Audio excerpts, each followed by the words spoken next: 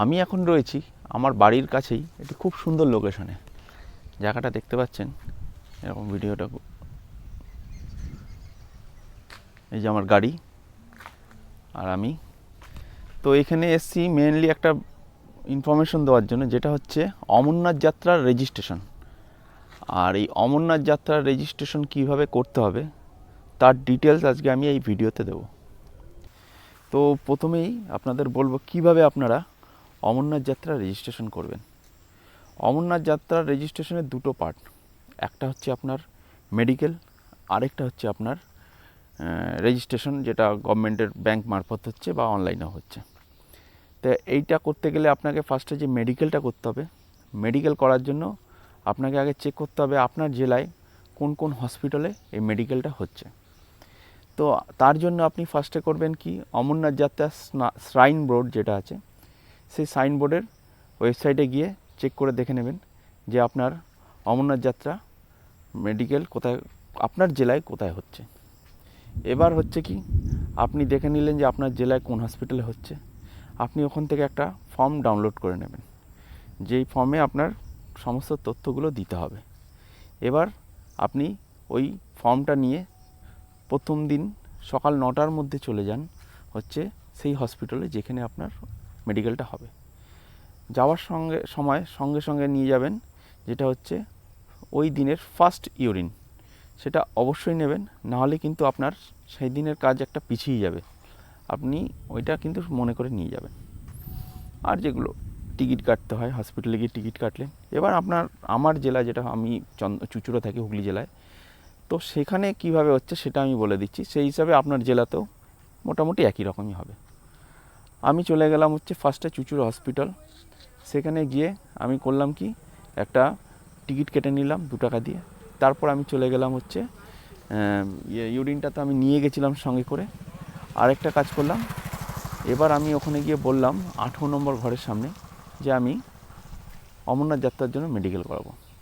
তো সঙ্গে সঙ্গে তারা আমাকে একটা লিস্ট দিয়ে দিল যে কোন কোন ডাক্তারগুলো, টিকিটের উপরে স্ট্যাম্প মেরে দিল আমাকে যে কোন কোন ডাক্তার আমাকে দেখাতে হবে, এবং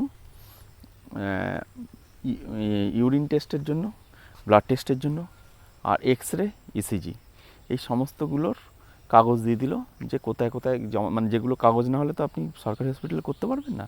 তো সেই কাগজগুলো আমাকে দিয়ে দিল, আর বলে দিল মোটামুটি 5 থেকে 6টা ডাক্তার আপনাকে দেখাতে হবে। 18 নম্বর ঘর থেকে আপনি নিয়ে নিলেন যে কোথায় কোথায় আপনাকে যেতে হবে।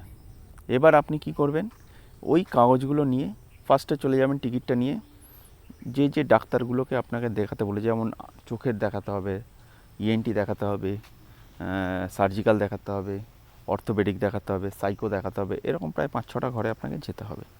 সেই জায়গাগুলো আপনি দেখে নেবেন যে কোথায় কোথায় ফাঁকা আছে। আগে যেখানে ভিড় আছে সেটা লাস্টে করবেন, যেখানে ফাঁকা আছে সেখানে আগে গিয়ে আপনি লাইন দিয়ে দিলেন, লাইন দিয়ে আগে করে নিলেন।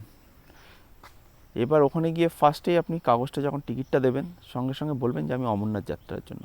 কাজে মেডিকেল অনেক রকম হয়, তো চাকরির মেডিকেলও হয়, সেক্ষেত্রে একটু করা হয়। কিন্তু যখন আপনি বলে দেবেন যে আমি অমরনাথ যাত্রার জন্য, সেক্ষেত্রে আপনার কড়াকড়িটা একটু কম হবে। এবার আপনি ডাক্তারগুলো দেখিয়ে নিলেন। আর ব্লাডটা দিতে যেতে হয় আমাদের চুঁচুড়া হসপিটালে দুপুর 12টা থেকে দুপুর 2টো অবধি।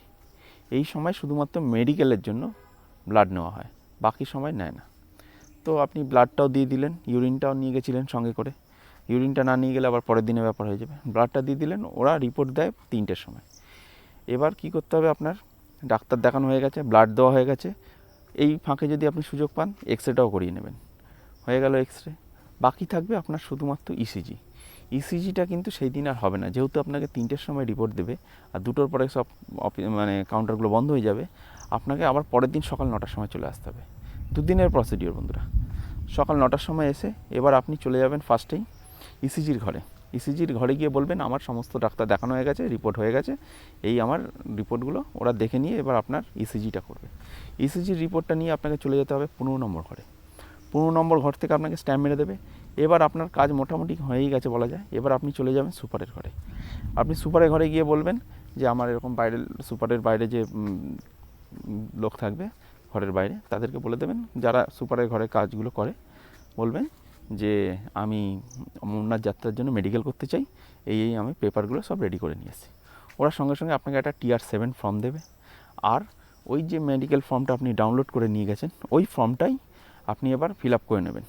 ওই ফিল আপ করার সময় ওখানে যা যা ইনফরমেশানগুলো, আধার নাম্বার, আপনার একটা ছবি, এগুলো আপনাকে দিতে হবে, আর ব্লাড গ্রুপ আর ঠিকানা যেগুলো থাকে প্রসিডিওর, এগুলো দিতে হবে।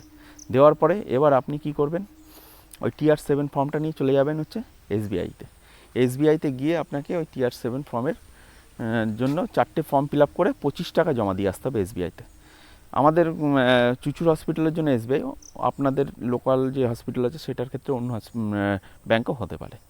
গিয়ে 25 টাকা জমা দিয়ে এলেন, TR ফর্মটা নিয়ে এসে প্রিন্ট, যে রিসিভ কপিটা আপনাকে দেবে সেই কপিটা নিয়ে যখন আপনি সুপারের ঘরে দেবেন তখন আপনাকে ওই যে প্রিন্ট আউট কপিটা ছিল আপনার কাছে, ওই যে আপনি যেটা ফিল আপ করেছেন, এবার আপনার সেকেন্ড প্রসিডিওর হচ্ছে যে মেডিকেল সার্টিফিকেটটা আপনি পেলেন, ওই মেডিকেল সার্টিফিকেটটা নিয়ে আপনাকে চলে যেতে হবে হচ্ছে ব্যাংকে।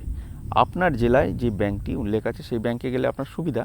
কলকাতায় অনেকগুলো ব্যাংক আছে, কিন্তু আমাদের হুগলি জেলায় রয়েছে একটাই ব্যাংক, চন্দননগর লক্ষ্মীগঞ্জ বাজারের পাঞ্জাব ন্যাশনাল ব্যাংক। তো আমি সেখান থেকে করেছিলাম। আপনাকে ওই মেডিকেল ফর্মটা নিয়ে যেতে হবে এবং সাইনবোর্ডে গিয়ে ওখান থেকে একটা অমরনাথ যাত্রার রেজিস্ট্রেশন ফর্ম আছে, ওই ফর্মটাও আপনাকে নিয়ে যেতে হবে সঙ্গে করে। এবার আপনি ওই অমরনাথ যাত্রার রেজিস্ট্রেশন ফর্ম আর মেডিকেল ফর্ম, আধার কার্ড, এগুলো সঙ্গে করে নিয়ে যান ব্যাংকে। ব্যাংকে গিয়ে এবার ওরা দেখবে যে আপনার কবে স্লট পাচ্ছেন, কবে ফাঁকা আছে, সেই হিসাবে আপনাকে স্লট অ্যালট করবে। কিন্তু এই কাগজগুলো নিয়ে গিয়ে যখন আপনি দেবেন ব্যাংকে, সেই হিসাবে এবার তারা আপনাকে ডেট দেবে, অমুক ডেটে আপনি যেতে পারবেন, এবং সেই হিসাবে আপনাকে একটা রেজিস্ট্রেশন বের করে দেবে। এই রেজিস্ট্রেশন না পাওয়া অবধি আপনি যেতে পারবেন না অমরনাথ। এটা আপনি অন দ্য স্পটও করতে পারবেন, কিন্তু অন দ্য স্পট করতে গেলে আপনার সমস্যাটা হচ্ছে আপনার কিন্তু অনেকগুলো সময় নষ্ট হয়ে যাবে। এই ক্ষেত্রে আপনি দুদিনেই এটা করে নিতে পারবেন। তো বুঝতে পারলেন কত সহজে এটা হয়ে যাচ্ছে আপনার ক্ষেত্রে।